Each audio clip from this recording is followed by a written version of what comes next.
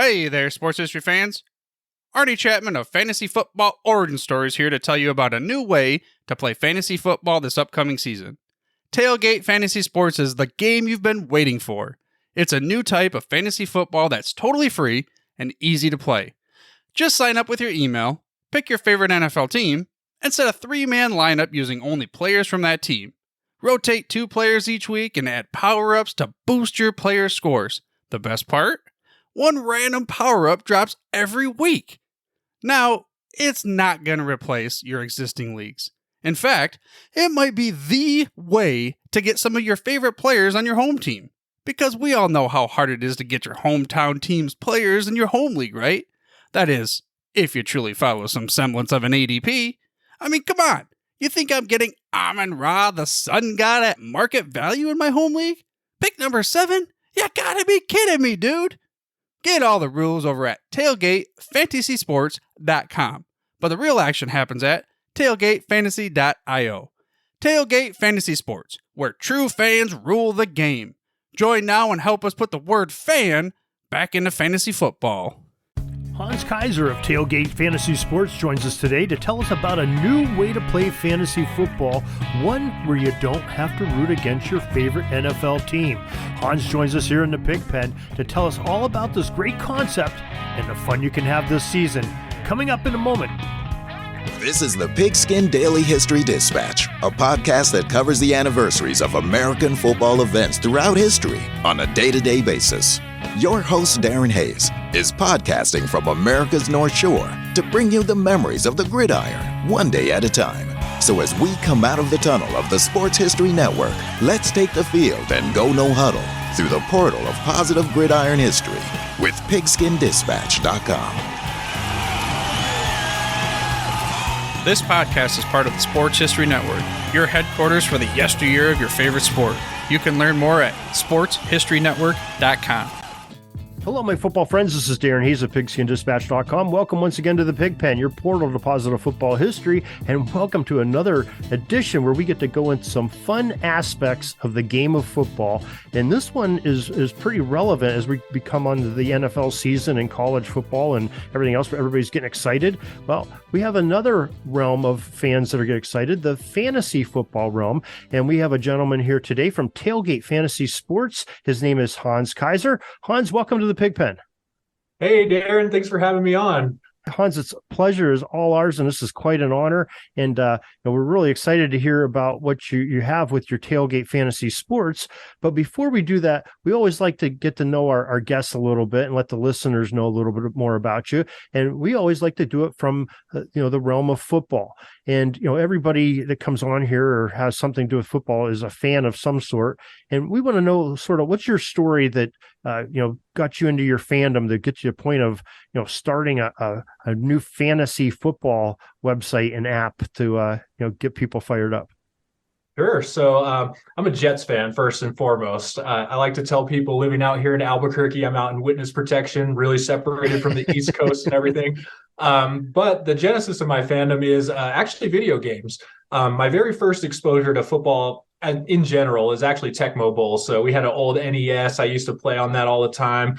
I'd play as like Dan Marino's Dolphins, John Elway's Broncos, and all that. So, and a bunch of baseball games too. That was just my first video game console in general and got me into sports as a whole. But my actual NFL fandom started with the N64. There was a game back in the day called NFL Quarterback Club. This was the 1998 version. Brett Favre was on the cover. My dad's actually a Giants fan, so he would always pick the Giants, and I kind of wanted to copy him without really copying him, So I'd naturally just pick the Jets, and we'd square off head-to-head. At that time, the Jets had players like Keyshawn Johnson, Neil O'Donnell, Wayne Corbett, so that's what kind of got me into the Jets and how I started following the league. That's a common story, it seems like, with New Yorkers. You have that rebellious youth that wants to, kick the habit of the old man as a Giants fan, and the Jets seem to be that ticket to get him there from all generations, from the AFL days that right on in today's. Oh yeah, and the color scheme is awesome. Really, my first exposure to the Jets and like the media though was listening to a Keyshawn Johnson interview where he was talking some trash about his teammate Wayne Corbett. He was just something saying like, "Oh, I'm the superstar of this team. Wayne Corbett is just this flashlight or something." So that was one of my guys. I was like, "Oh, no way!" But he sure knows how to incite an audience, and he's still on TV doing his thing. So Yeah, just throw me the damn ball, isn't that his motto? yeah, exactly. So that was a fun team. I mean, Vinny Testaverde, really weird kind of point in Jets history where I kind of hopped in, but some good, some ups and downs. I loved Curtis Martin, so all those kind of additions of the Jets, Chad Pennington, all them, they had some decent runs, but the high point of my fandom so far actually came with Mark Sanchez very briefly and Rex Ryan and all them. Oh yeah. Well, you just mentioned three names. I'm in Western Pennsylvania, so we're really intact. Curtis Martin, he's a Pennsylvanian, played at Pitt in Western Pennsylvania. Great back. We always enjoyed him. Neil O'Donnell was former Pittsburgh Steeler, and I was really sad to see when he left the Steelers. After it was a sort of a horrendous Super Bowl appearance when they played the Dallas. He had the two interceptions to Larry Brown that made him the MVP. And Steelers probably should have won that game. Those picks don't happen. At least that's what I want to believe as being a Steelers fan. But I was sad to see him leave because he was interesting. That dude, when he was on the Steelers, I think he had the highest amount of weight bench pressed on a team as a quarterback. I mean, he was a strong ass man there. Yeah, that's insane. Incredible. And Curtis Martin, too. He was extremely underrated back. He still is to this day. I'm like, when people talk about the greats, he never comes up. And I'm like, man, you guys weren't paying attention during his run. He was spectacular. Right. And Shad Pennington, I can remember it was just when the draft was really starting to get popular. Being a football fan, all my life, I've always been interested in the draft, but that's when Mel Kiper started getting into it and everything. So as a Steelers fan, they were projecting the Steelers to take Pennington. So, that was sort of the favorite pick that year. So I'm on the edge of my seat and okay, the Steelers are going to get this quarterback. This kid from, I believe it was Marshall is where he played. And so we're just waiting for his name to be drawn or taken. And then the Jets got him and the Steelers didn't. And I was disappointed. And I was really disappointed when I saw him play for the Jets because he was a pretty good quarterback for them. He was great for a while. I'm great might be a little bit of an overstatement, but very serviceable. He lasted for quite a while. I think he was much better than people were anticipating. And even after he left the Jets and kind of joined the Dolphins, he was pretty good for a while too. Great analyst to this day. He's I forgot who said it in the media. It was one of his former coaches, but they said that he's one of the brightest football intellectuals that they've ever been around. Yeah, he sort of got the injury bug. I think he got that one severe injury. I think it was a lower leg injury and just never was the same, never could sort of escape that. It kept haunting him, I think, the rest of his career, which happens to a lot of players. That's a rough sport. Sure, yeah. Well, and then, of course, when you run into the current dynasty of Tom Brady and the New England Patriots and that defense back in the day, too, he was like, all right, time to go to South Beach. Yeah, I'm glad you brought that up because that was where I was going to segue into next. As a Jets fan, everything looks very promising. You got Rodgers, you got everything going for you, a great coaching staff, in place. Okay, but you've been under that shadow of the New England Patriots and Tom Brady and Bill Belichick and company for 2 decades. And I've talked to some Bills fans. We're the Buffalo's only 100 miles away from where I live. And so there's a lot of Bills fans and I know what their perspective is. Now, how is it for you folks, especially Bill Belichick was signed on to be the Jets coach and a week later something quit and said, I'm going with the Patriots. How has that sort of affected you as a Jets fan? Sure. I used to really resent them and just hate everything about them. I still definitely don't like the franchise. They're still a rival, but at some point, you just have to kind of respect the greatness, despite the cheating. I'll just kind of slip that in there. But I especially Tom Brady, man. I used to be a Peyton Manning guy way over him. I would just, cape up for Peyton all the time, saying that he's the GOAT. Brady, he's so carried by his team, his coaches, defense, and it was really after that Atlanta Super Bowl where I didn't have a leg to stand on anymore. I'm just like, you know what? I guess while he's still in the league, I just have to respect it. And, if they beat us, they beat us. And it is what it is. They're just the greatest. I don't know what else to say. It is disappointing though. Yeah, I shared a pretty similar path because he was the kryptonite to the Steelers. Steelers had some pretty good teams, last 20 years, and he was sort of that kryptonite. They met, I think, in the AFC Championship game 4 or 5 times, including some close ones like Jesse James, which everybody in the world knows it was a touchdown, and they called it back. And it seems like the Patriots always got these big breaks that cost the other team, and a call or went their way or something. But then you had that Brady, and just drove you crazy. Brady and Gronkowski and Wesley Welker and all those guys are just annoying to watch them because they were just such pains in the asses. But then I think I think when he moved on to Tampa Bay and what he did that first year in Tampa Bay, and a couple of the playoff games where you thought they were out of it, and all of a sudden they come back and win it, just like the Super Bowl you were talking about. You got to sit back and say, man, we witnessed some greatness for a couple decades in a quarterback. Yeah, definitely. And he was never, the most physically gifted, anything like that. And neither was his personnel, especially on offense. Like he had a couple of prototypical athletes, but the rest, they were just kind of some guys, you know what I mean? Wes Welker, Julian Edelman, they look like they could just be on the street somewhere, And here he is just throwing to him touchdown after touchdown, winning all these huge games over and over again. And at first, actually, I was really rooting for the Patriots. This is before I was like really heavy into the Jets when they were first playing the Rams. I was happy that they beat the Rams. I was like, oh, look, good for this guy. He just comes in, takes over the job after Bledsoe gets his leg broken by Mo Lewis, of all people, of the Jets. And so in a way, you can blame the Jets for launching the Tom Brady run. So it's one of those things.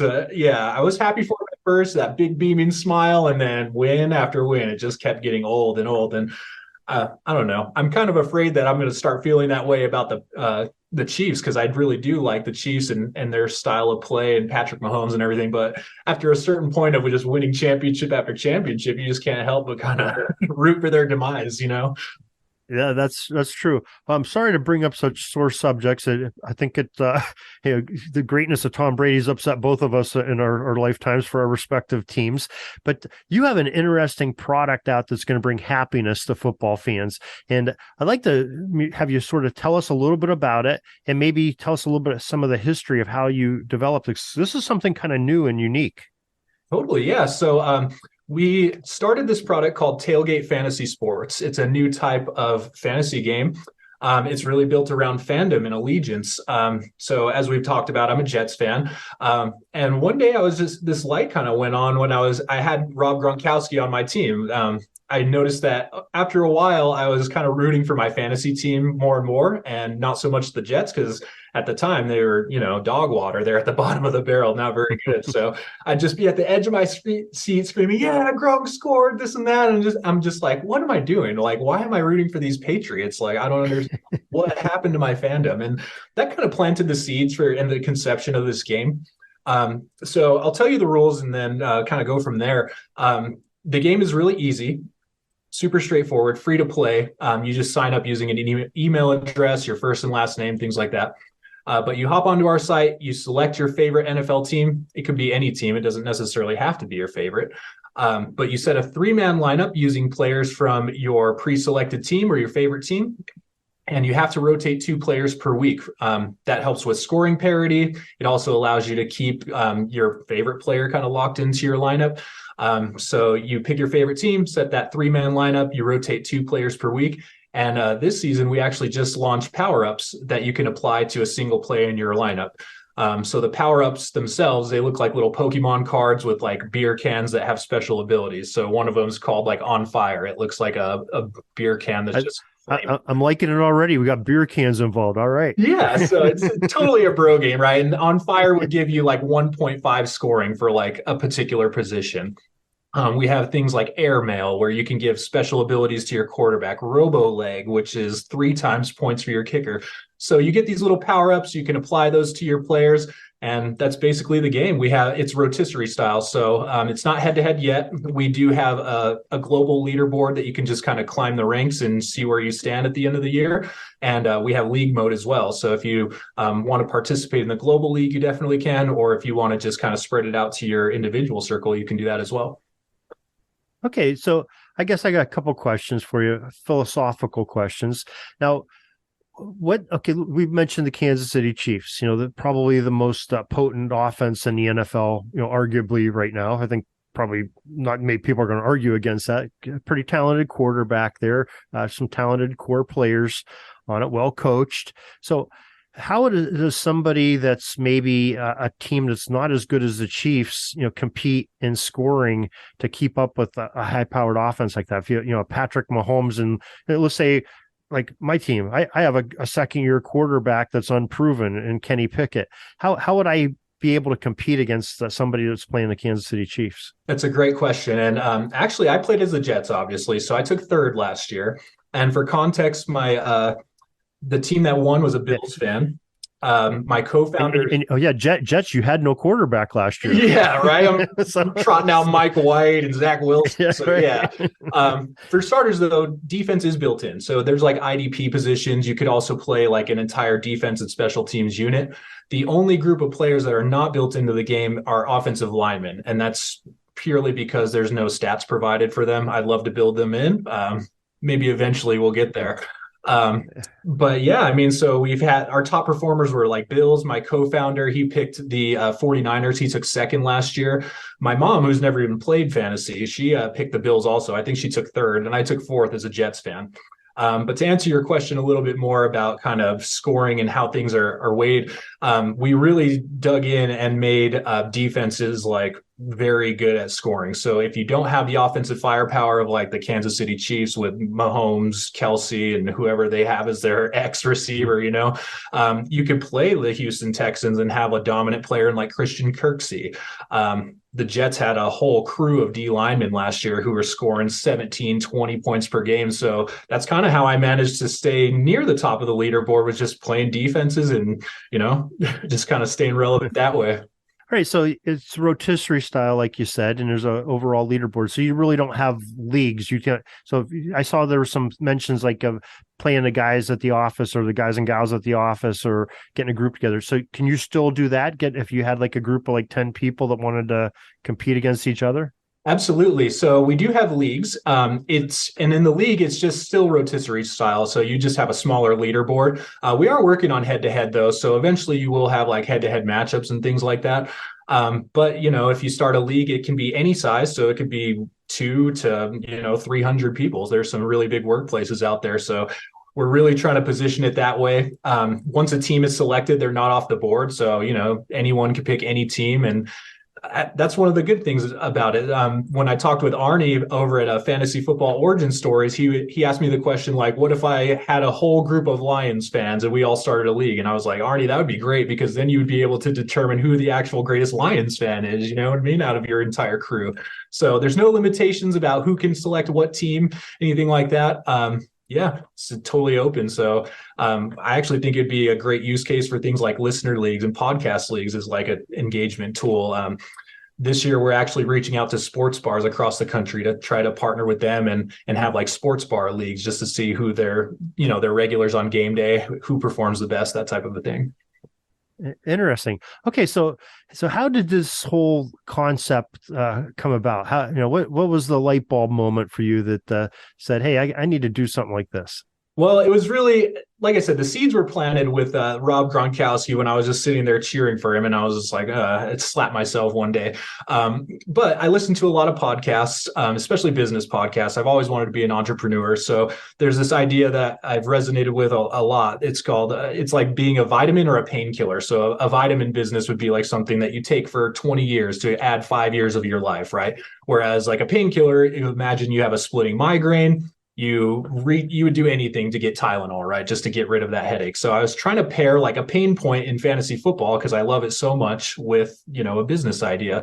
And the only one I could really come up with, because there's so many different fantasy platforms out there, there's no real problems, it's awesome, right? Is waning fandom. Like my rooting interest was just kind of declining. I'm like, this sucks. I want to get back to being that guy when I was 13, where my whole room was decked out in Jets gear. I would wear nothing but Jets jerseys in green and white all day. So that's kind of how it came to be. I really wanted just to get back to that fandom and that level of interest. And I actually I had a bachelor pad back in 2010, and we would always just invent bro games. So one of the bro games was we had this game called fan ball, and we would turn our fan up at full speed in the kitchen and throw a ping pong ball up at the fan blades. We would try to audibly listen for how many times this ball bounced off of something hard, whether it was off the floor, cabinets, appliances, whatever. And every time we heard a bounce, you'd have to take a drink. So that's an example of like a bro game, right? Just something totally. Yeah, you're making my college years come back to me all of a sudden. That sounds like the kind of stuff that we would do. I love that stuff. Of course, yeah. So of course we play like your traditional beer pongs, your stuff like that. But one of the other things that we really used to love doing together was drafting. So I don't know if you've ever heard of like Pokemon Stadium, but it's another old school N64 game where we would set up this big draft whiteboard in my living room and just have Pokemon drafts like literally all night. It was ridiculous. But another game that we would do that for is NFL Street. And NFL Street had two particular game modes. They had one called Pickup Game, where it was basically like fantasy football. You could assemble a team. It was 7-on-7, but you could just pick and choose from the entire NFL, including some legends like Kenny Stabler, Howie Long, people like that. Or there was this game mode in there called Quick Game, where you would pick the Jets, and out of the 12 or however many players they had in the game, you would still have to field a 7-person lineup. So you would just draft from the Jets only. And one day I was just out walking my dog, just kind of praying. I was like, hey, I love my job, what I'm doing right now, but I'd really love to launch my own business one day. And it literally came in an epiphany. It was like, hey, you've been doing this bro game for so long. Why don't you just do this for fantasy football? And that was it. I partnered up with my coworker at the time. He's since moved on from the company that I still work for. His name is Drew Nelson, genius, great developer. Hit him with a business plan one day, just kind of surprised him with it. And we grabbed coffee a couple days later, and now we're a match made in heaven, I like to say. Very, very cool. I love the story. That's great. So what about the people that maybe aren't dedicated to one team? Okay, you're from the New York area. Maybe you have those strange people that are, they're half Giants, half Jets fans. And can they play from multiple teams, or is it strictly from one team? Sure. So it is one team at the moment. So once you pick your team, Okay. You're locked in for the season. Eventually, we're kicking around an idea for that type of mode that you're talking about. We're maybe calling it fair weather fan or something like that, where you would pick a different team every week, kind of a thing. But right now, once you pick a team, you're locked in for the whole season, and then the following year you can kind of change your alliance if you want to. I love that. I mean, you can't have those bandwagoners, going, if somebody gets hot, the next Kansas City Chiefs team rises up in the middle of the season. You can't have everybody jumping over to them. So I like that. That's a good law to keep on there. So maybe next season they can change, right? Yeah, and we'll keep it open. Like obviously we'll have that legacy game mode for anyone who wants to stay with that. And, fair weather would be an additional game type. One other great part about the game is you can play during preseason or postseason. So we have leaderboards for all of them. So if you kind of want to dabble in over the next few weeks and get your ducks in a row before the season really starts, you can jump in early, play for the preseason. And then once the regular season is over and most fantasy leagues are over, you can hop back in and play a little longer through the Super Bowl. God, preseason, that's like fishing for guppies with shark bait there. I don't I set a lineup for the Hall of Fame game the other day. It was the Jets versus Browns, and I was playing like Chris Strebler, who's already been released. It was, you really have to know your stuff if you're going to put up any sort of points in preseason. Yeah, wow. That blows my mind. Interesting. I love the way you're thinking outside the box. You guys are doing a great job. Why don't you give some folks some information where they can find your games and your program and how they can get involved? Sure. So we have two sites that we kind of manage. Tailgatefantasysports.com is like the marketing site. We post content there. There's an explainer video, all the rules, all that stuff. The actual game is at tailgatefantasy.io at the moment. We are currently working on native apps for Android and iOS, so those should be out pretty soon. Right now it is a web app only, but you just go to tailgatefantasy.io from anywhere with an internet connection. You sign up using an email address. It is two-factor authentication, so just be sure you don't use like a burner email or something. We don't have to confirm that email address. But once you sign up, you get right in. There's like a little wizard that helps you get everything set up and going for the first time. So it just walks you through the rules, setting your first lineup, and then shows you how to make any changes and save those if you need some help. Okay, and it's real easy to get if you get involved. Like if I got involved and I wanted to bring some other coworkers in the next couple of weeks before the season starts, it's real easy to do that as well. Oh yeah. And when you Okay. start a league, it just guides you through that as part of the process of just adding emails. We really geared it around ease of use. I mean, since it's such a simple game, so we wanted to make it like a low barrier of entry to any type of fan. I know I mentioned earlier, my mom plays, my sister plays, like they've never done fantasy sports before, but they can hang with us and she loves it. She plays every week. She sets more lineups than my dad actually. So Yeah. Well, I love the concept because, I'm not going to put your mother and other people, but I'm going to consider myself, I'm a simpleton. It's hard for me to keep track of, umpteen different things going on, especially on different teams. So you put it just my team, just three players or that I have to really pay attention to, and I can do that. I can handle that and be excited about that. It's hard to be excited for, the whole NFL at the same time. Whatever, if you have 12 different features playing in a game and you're trying to watch scoreboards and everything, it's a mess. And like you said, I had one last year. I think I was playing against the Steelers defense in a playoff game, and Minka Fitzpatrick had an interception. So I'm cheering as I'm watching the game. Like, wait a second, that's just screwed me for this. That took points away from me. So I feel your Gronkowski scenario that you had. And everyone has it. I mean, if you're a fantasy player, it happens to you at some point where you find yourself rooting for a rival and you're like, oh, geez, what am I doing here? But, a lot of times you pay to play fantasy. So, you got to root for your financial interests too, right?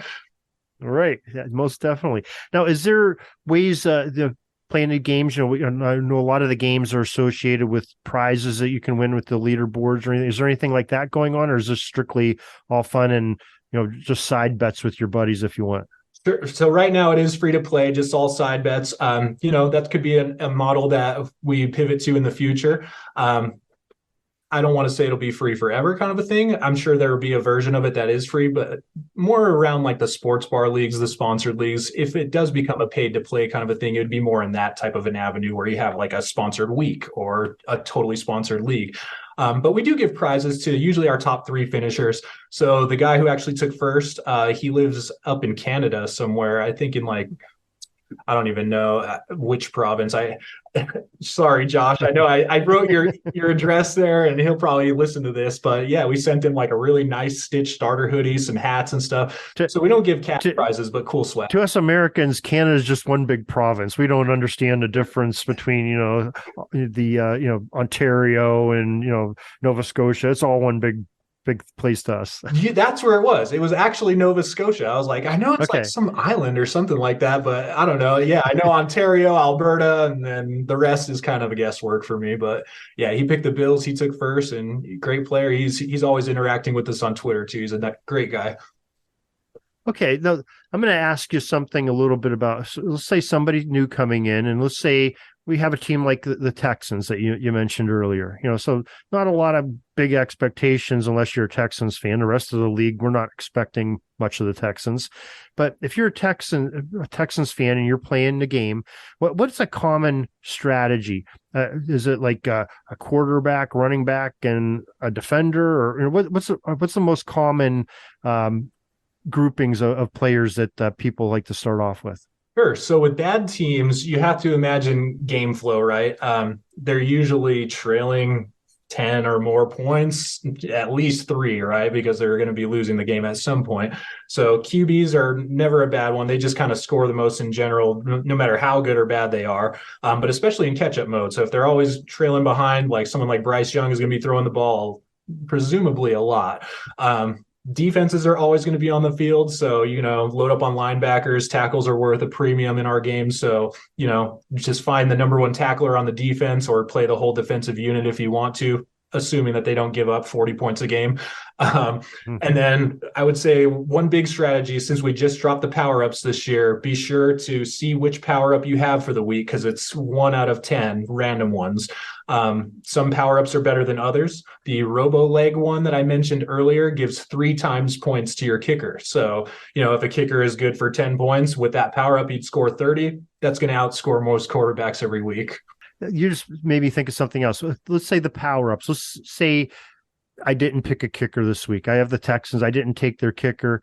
Now, could I randomly get that power up be the kicker one that you just said, the robo leg, and so I couldn't use it? Right. So it does reset every week.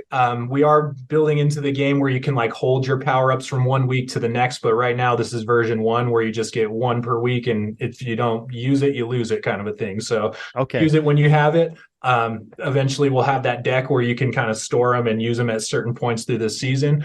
But then just keep in mind that you do have to rotate 2 per week. So as much as you love your lineups, that's part of the scoring parity, is forcing that rotation. So you just kind of have to keep that in mind. If you're going to we have another power up called like ball hawk for safeties and DBs. So if you play a safety and DB one week with that ball hawk power up, it'd probably be a good idea to just have them out of your lineup, assuming that you're not going to get that power up again for a few weeks. Now, is the quarterback, is that sort of the position that that's the keeper that people continue to play week after week, or is it change? I would say most of the time, yes, with the exception of teams like San Francisco, where you have like a Christian McCaffrey or a really dominant running back or receiver. And I would say most people just kind of pick their favorite player. It doesn't have to be one single position, but if you have an affinity toward like a Travis Kelce, lock him in there. Why not? Yeah, he definitely scores a lot of points every week, I'm sure. Totally. So, yeah, very interesting, Hans. Well, why don't we give that information out one more time so folks know where to find your Tailgate Fantasy Sports and Sure. So the marketing site, tailgatefantasysports.com.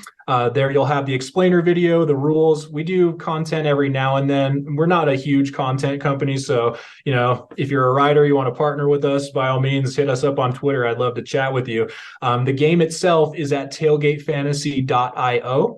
And we love interacting with any of our players, fans, anyone who has any questions. The best place to do that is going to be at Twitter. And our handle is at TailgateFS. That's at Tailgate Foxtrot Sierra. So we follow back. So yeah, give us a follow. We'll follow back and we'll chat on game days.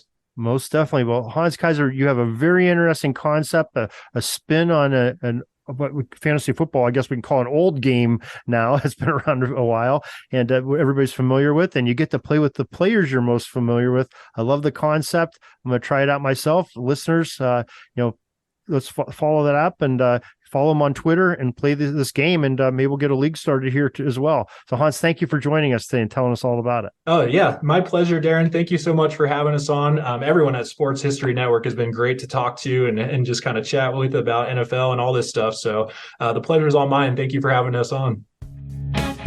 Peeking up at the clock, the time's running down. We're going to go into victory formation, take a knee, and let this baby run out. Thanks for joining us. We'll see you back tomorrow for the next podcast. We invite you to check out our website, pigskindispatch.com, not only to see the daily football history, but to experience positive football with our many articles on the good people of the game, as well as our own football comic strip, Cleat Marks Comics. Pigskindispatch.com is also on social media outlets, Facebook, Twitter, Instagram, and don't forget the Pigskin Dispatch YouTube channel to get all of your positive football news and history. A special thanks to the talents of Mike and Gene Monroe, as well as Jason Neff for letting us use their music during our podcast. This podcast is part of the Sports History Network, your headquarters for the yesteryear of your favorite sport. You can learn more at sportshistorynetwork.com. Hey there, sports history fan. This is Arnie Chapman, aka the Football History Dude, and I wanted to thank you for stopping by to listen to another episode here on the Sports History Network. Our podcasters are passionate about uncovering and sharing sports stories from yesteryear. And if you didn't know it already, we have over 30 shows across the network covering all sorts of sports history topics. In fact, here's a glimpse into one of our awesome podcasts here on the network. Each week, the official Football Learning Academy podcast will take you deep into the history of pro football through interviews with players, coaches, or administrators in the NFL, as well as interviews with Pro Football Hall of Fame selectors, authors, and historians. You'll learn how the game evolved and important moments that shaped the sport into what it is today. And don't miss the Pro Football History Nugget of the Week. Listen to the official Football Learning Academy podcast on the Sports History Network. How about that? I bet you're super hyped to go listen to that new podcast, right? Well, to learn about this show and all the other podcasts on the network, head over to sportshistorynetwork.com/podcast. Again, that's sportshistorynetwork.com/podcast. Head over there today to find your next favorite sports history podcast.